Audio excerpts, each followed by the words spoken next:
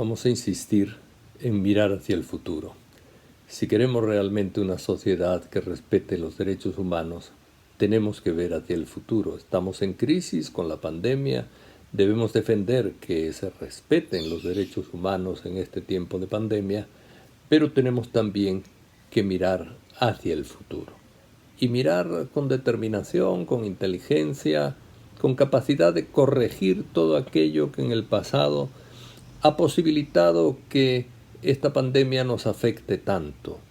Si hubiéramos construido un presente más digno, mejor estructurado, con más igualdad, con menos violencia, con más desarrollo, con más cultura, hubiéramos enfrentado mucho mejor la pandemia.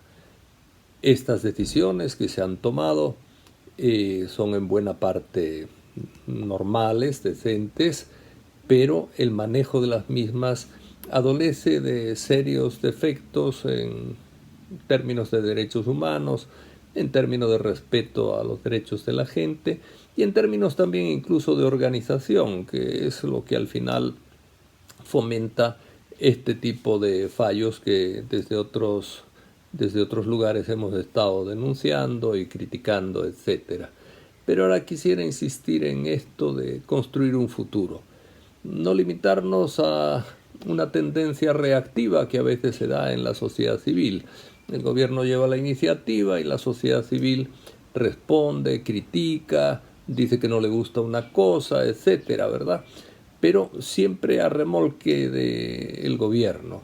Yo creo que la sociedad civil tiene que anticiparse al gobierno y especialmente anticiparse en estos temas básicos y clave que son los temas de futuro.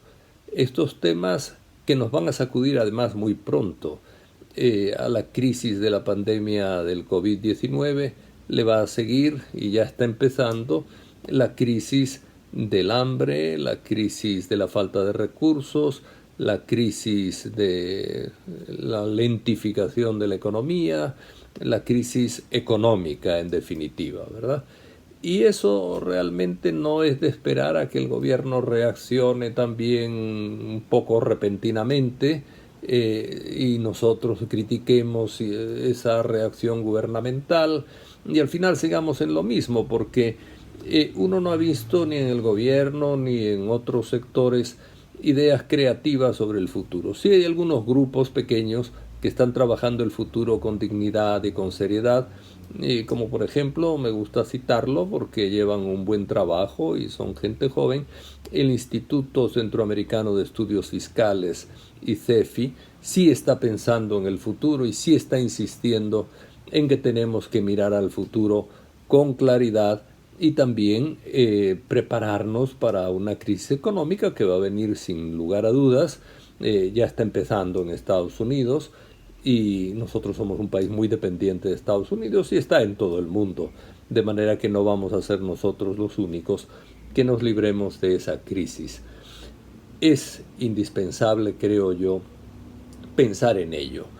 Y creo también que es indispensable el prepararnos para superar esa crisis y prepararnos con aquellas cosas que también otros hemos venido diciendo desde hace tiempo. La crisis económica en El Salvador es una especie de crisis permanente. En ese sentido, si no cambiamos nuestro modo de actuar, no vamos a salir de la crisis permanente y mucho menos de esta crisis fuerte que se nos avecina económicamente. ¿Qué quiero decir con esto? Bueno, pues muchos hemos venido insistiendo en el tema de la educación, en el tema de la salud, en el tema de la vivienda, en el tema de las pensiones, en el tema del agua.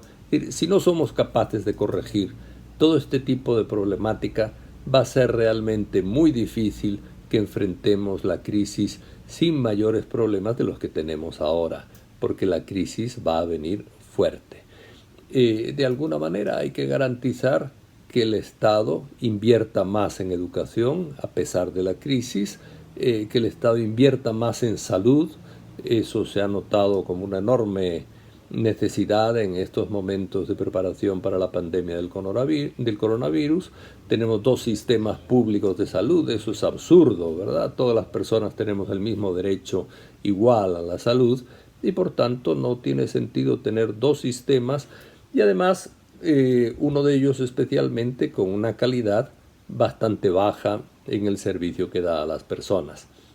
Después está el tema también de las pensiones.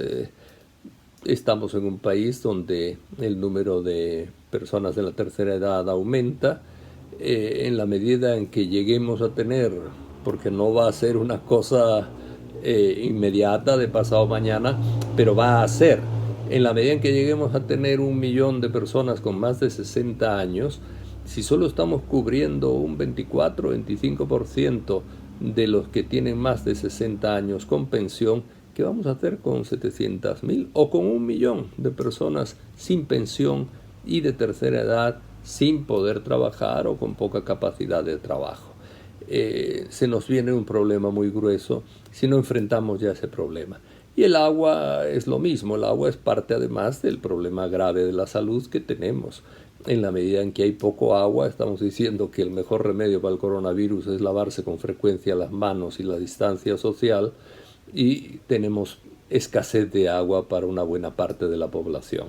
Este tipo de cosas hay que solucionarlas porque somos parte de un país vulnerable y de un país sometido a desgracias que vienen de vez en cuando. Vienen terremotos, vienen inundaciones, vienen sequías, vienen crisis económicas y nos viene la gran crisis económica de después de la pandemia. De manera que pensemos en el futuro, además de enfrentar hoy, que es lo fundamental, enfrentar hoy la pandemia y tratar de salvar la mayor parte de las personas que se liberen de esta plaga y de esta enfermedad que crea problemas graves además en la misma población. Entonces, aparte de la muerte, que siempre nos puede venir a todos, ¿verdad?